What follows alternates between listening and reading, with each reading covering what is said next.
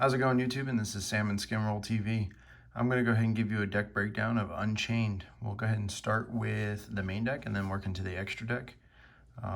Reason I'm doing Unchained is because this is one of my favorite decks that I've built and I've played, and I've actually played it for quite a while.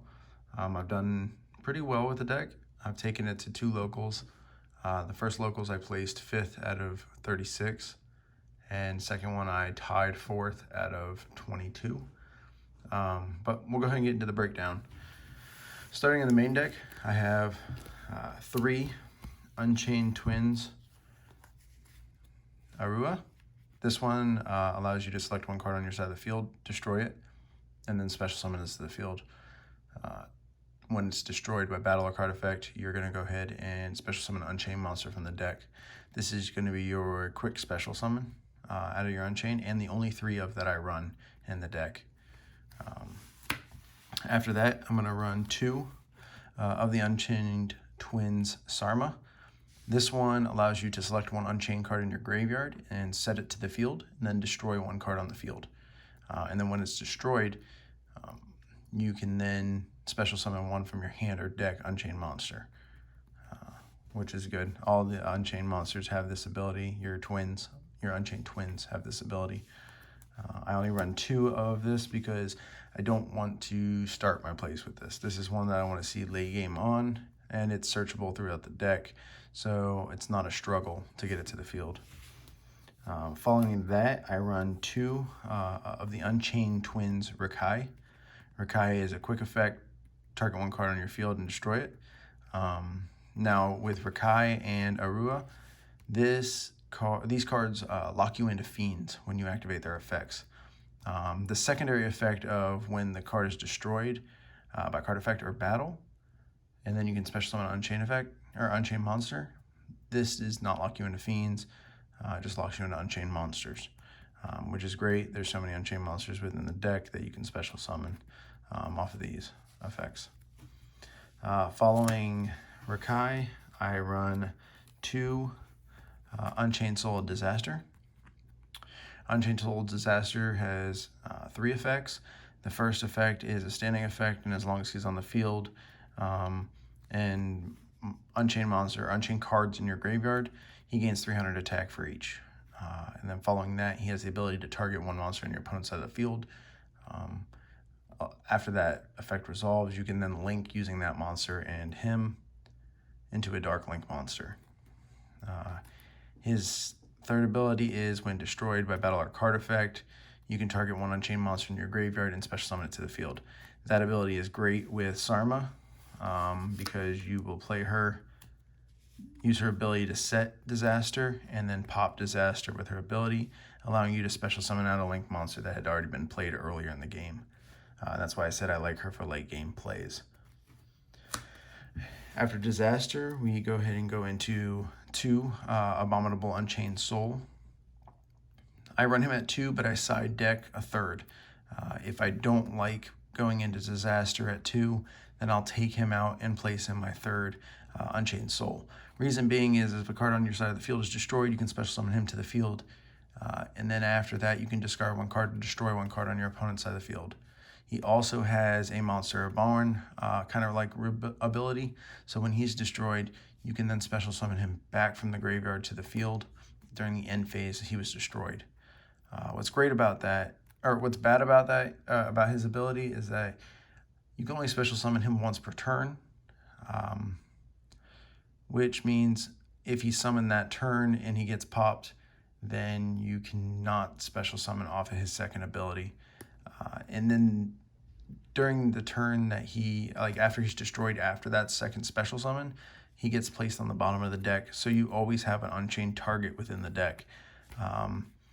He's just a great card. He works well with the spirits that I'll go into later on in the deck. Because you discard a spirit, you play him, then link into Unchained Soul Rage, and the spirit comes back to the hand that you discarded. So you didn't really have to, you technically didn't cost you much to play his second ability to destroy a card. After that, I run 2 Tour Guide from the Underworld. It's great that this card went to 2 recently on the ban list. So obviously we know what our tour guide does. You normal summon tour guide, and then you special summon one level 3 fiend, a monster from the hand or deck. But you negate the effects. That's not an issue with any of these. If they destroyed, then you still get their abilities because they technically activate in the grave. But normally you're going to go into another 3 fiend, and then you're going to link into Cherubini, the Burning Abyss. This is a good play with the spirits, and I'll go more into that when we come up on the spirits. But this is a good extender, allowing you to get more monsters on board, but not hit that 5 cap, getting hit with Nibiru. This deck you can go into 5 summons in one turn, but I try my hardest not to, and you can set up a decent board so you're not getting Nibiru'd. After Tour Guide, we then go into me running 2 Lava Golem. So Lava Golem is a level 8 fiend, and this again will play in with the spirits, which come up next.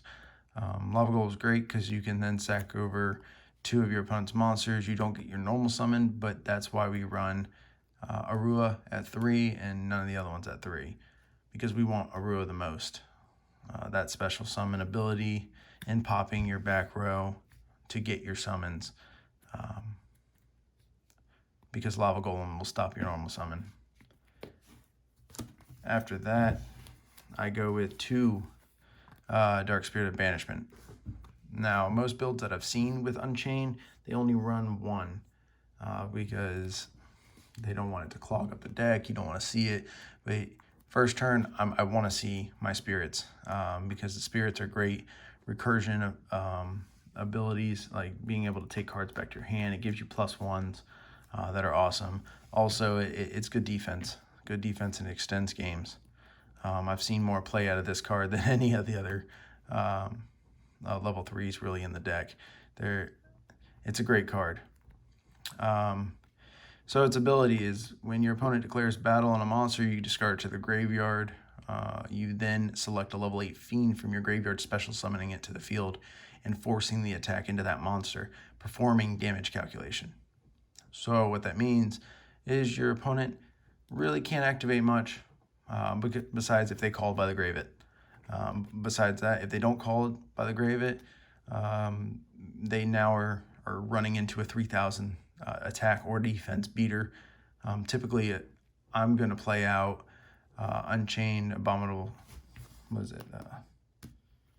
I'm going to play out my Abominable Unchained Soul, who's a 3,000 attack. You're going to power into him, and your monster's going to get destroyed. After that, if a level 8 fiend is sent to the grave, while he's in the grave, he then gets sent back to your hand. So it is continuous recursion of Dark Spirit of the Banishment.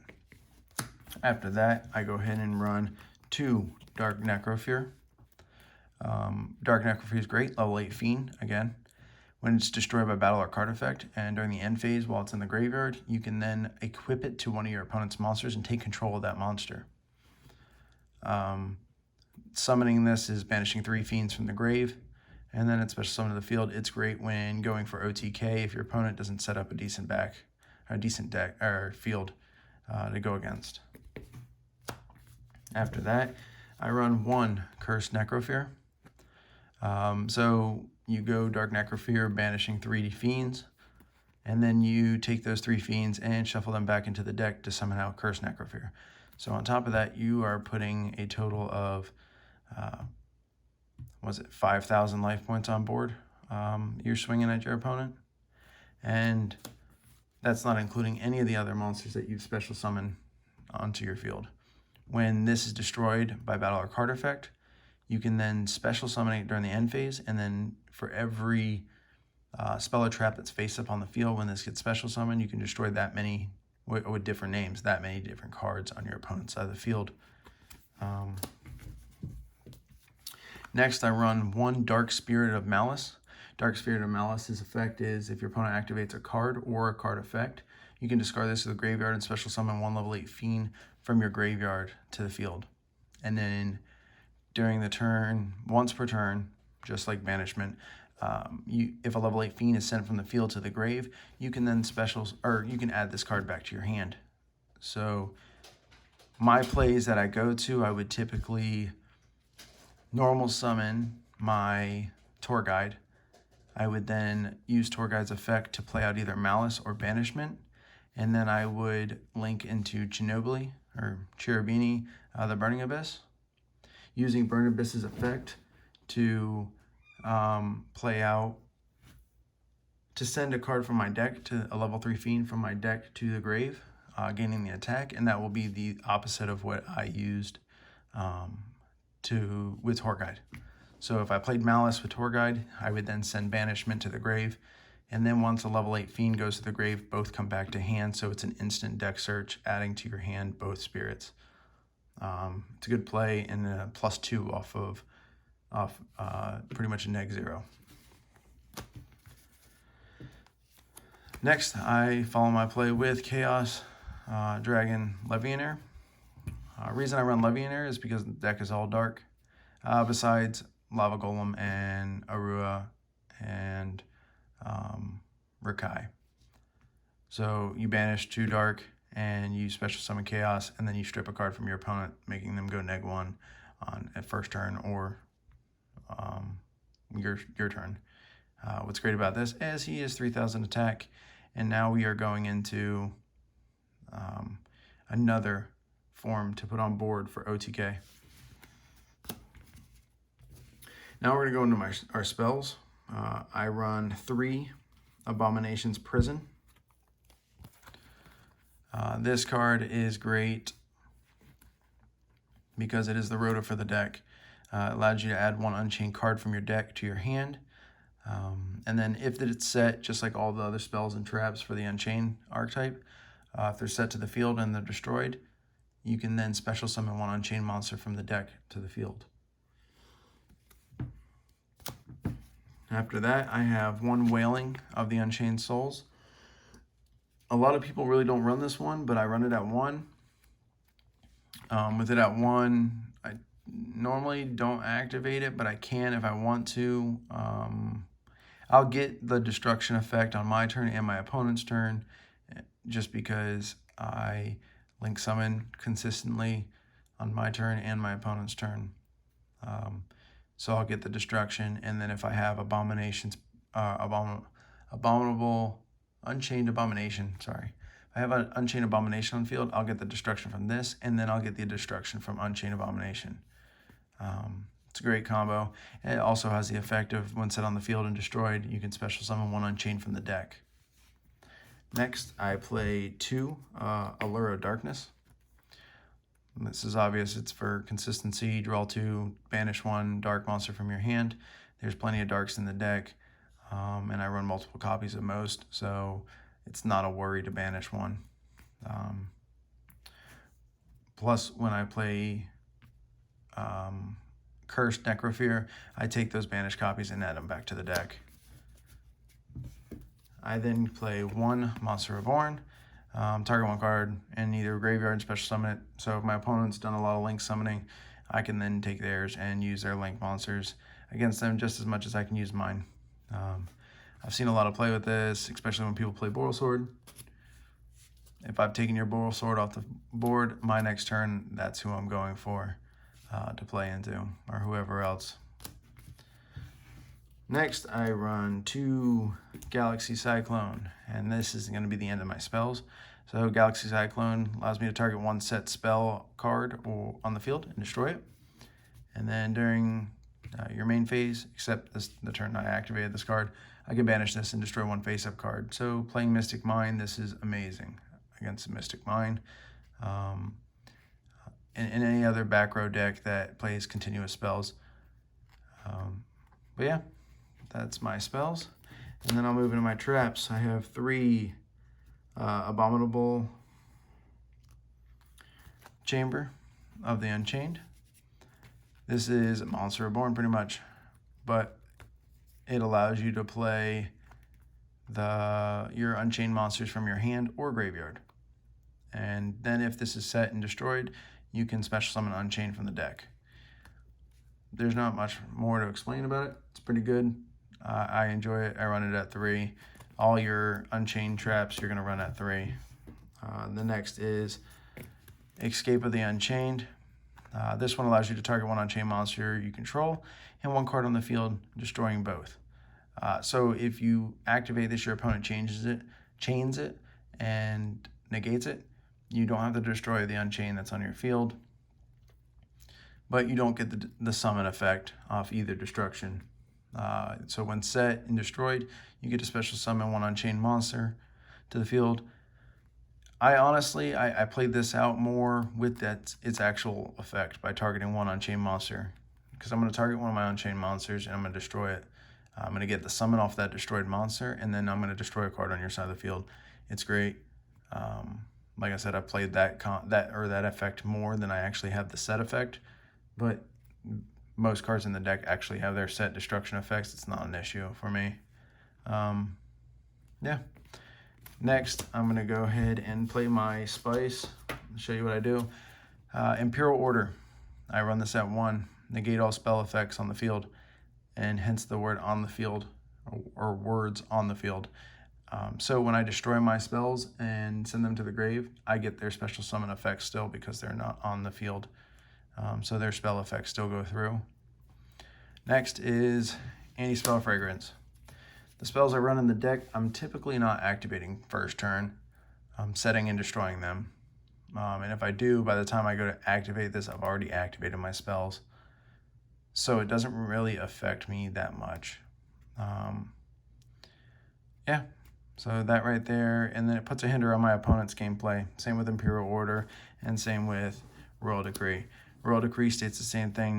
Negate all other traps or trap effects on the field.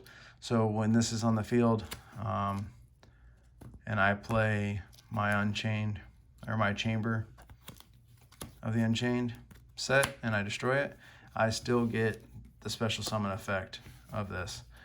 It's great. And it, again, hinders my opponent. It allows them, like, kind of freezes them up at that point, especially Altergeist. It's great against Altergeist. So we're going to go ahead and go into Extra Deck. Extra Deck, I run 2 Unchained Soul of Rage. Unchained Soul of Rage is the first initial link that you're going to go into. This allows you to link off your opponent's turn. So during your opponent's main phase, you can target one card on their field, one special summon monster on their field, and link using that monster in this. This is great because typically I'll go into Unicorn, and then not only do I take your monster, I then go into Unicorn, discard one, and then bounce a card back to the deck that's on your side of the field. If this card is destroyed by battle or card effect, I can take a Fiend from my grave and add it to my hand. After that, I run 1 IP Masquerena. So the Unchained links, they lock you into Dark. Masquerena is a Dark, and her effect allows you to link quick effect during your opponent's main phase. You can link immediately into a link monster, and then that monster then is protected from destruction by your opponent's card effects. Next, I go into 1 Cherubini, the Burning Abyss. This is my level 3 link play. If I'm using my link or my level 3 effects, I have to be careful because they're locked into Fiend, and Cherubini is Fairy. This one then protects my monsters and itself from destruction. I will then play 2 of the Unchained Soul of Anguish. Anguish is the same effect as Disaster, where I can target one card on my opponent's side of the field and link using that and this. This is done on your turn, not your opponent's, unlike Soul of Rage. And when it's destroyed, you can add a Fiend from your grave to your hand. I then go into my Nightmare Unicorn. Unicorn's effect, when link summoned, you can discard one card, discard one card, and bounce one card from the field back into the deck and shuffle. If it's co-linked, It allows you to draw one card, and then also during your draw phase, you can draw an extra card for how many co-linked nightmare cards. I only run unicorn, so that ability I'm not typically getting. After that, I run one Boral Sword and one Boral Load, and one Zero Boros. These are all situational plays. They're just extra deck filler. But Boral Sword is for the OTK, and same Boral Load is to get over some monsters that I'm struggling with. Zero Boros allows me to board wipe and start the whole process over again. And typically I usually out-resource my opponent with this deck. I'm consistently keeping things on the board or special summoning from my deck and grave, not worrying about drawing. Next, I run 2 Unchained Abomination. This is the boss monster for the deck. Its effect states, once per turn, I can destroy one card on the field. If a card effect destroys a card, so if a card effect destroys a card, I can destroy one card on the field. If I destroy a card by battle, I can destroy one card on the field. And then during the end phase, I can destroy one card on the field. And this works on both players' turn. So I'm consistently destroying 3 cards just from this. And on my opponent's turn, I'm destroying usually 1 or 2. And then if my opponent decides to battle and they battle into something and destroy it, I can then destroy another card on the field. It's great. It's 3,000 attack, and I can get into him turn 1, well, turn 2, if my opponent goes first. So second turn. It's real easy, and he's great. Next, I play 2 Exceed monsters. I play Dingirsu, and I play Hope Harbinger, negating spells and their effects, and then absorbing, and then forcing attacks into him. He's 3,000 as well. And then Dingirsu, a non-target bounce is great, and or non-target destruction is great, and then protection of my monsters with his effect. I enjoy them. I've played them multiple times, and I've played him multiple times with the deck, and they work very well. Besides that, the deck's been very successful for me. I've enjoyed it. It's fun. It adds a different aspect to the game, and it kind of reminds me of Kaiju's in Relinquish, where I get to like take control of my opponent's board. I enjoy things like that. But if you enjoyed my video and you enjoyed my deck build, please feel free to subscribe, like, comment down below. Let me know if you guys have any other kind of ideas or things that I could tech into the deck or add some spice. We can try to find something new and maybe get this to a higher competitive level. You'll have a wonderful day. Stay safe.